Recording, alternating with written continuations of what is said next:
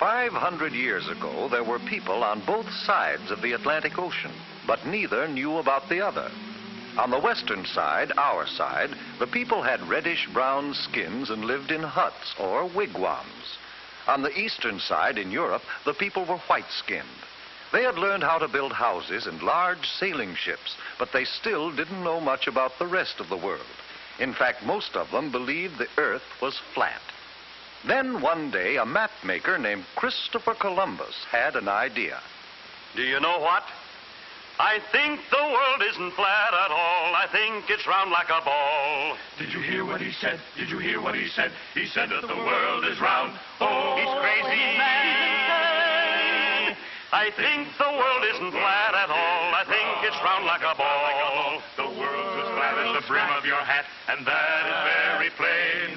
I know that I'm right. Oh, I know that I'm right when I say that the world is round. Oh, I'm right. I'm right.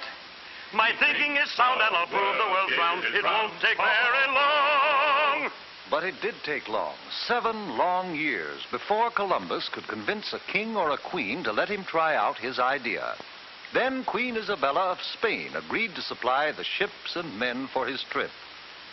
I will discover a shortcut to India and bring back some of the great wealth I find there. And I can do it, for I know the world is round.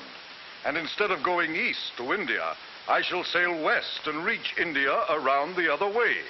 It will be a shorter and cheaper way, for I'll do it all by sea.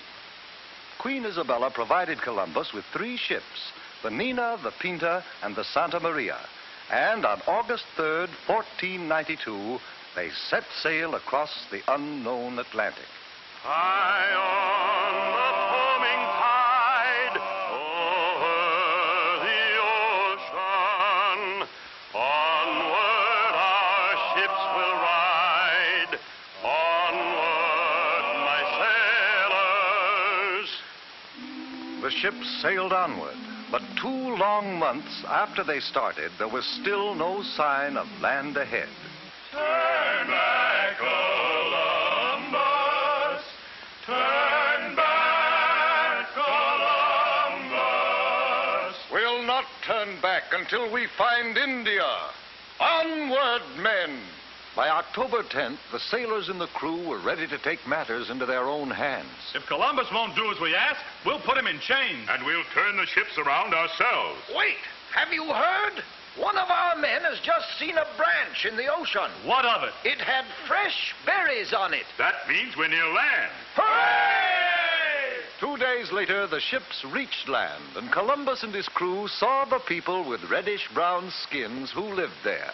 Oh, I think it is rather surprising that they should have reddish-brown skins. But now since we have landed in India, then these people must be Indians. We'll call this part of India San Salvador, and I take possession of it in the name of the King and Queen of Spain. The people Columbus called Indians were very friendly, and they gave Columbus and his men many gifts, but not the rich jewels and gold for which they had come. For Columbus really wasn't in India at all. He was on one of the islands off the coast of America. But because of Columbus's mistake, the natives of America have been called Indians ever since. Columbus visited other islands near San Salvador, looking for the great wealth of India. And then he and some of his men returned to Spain.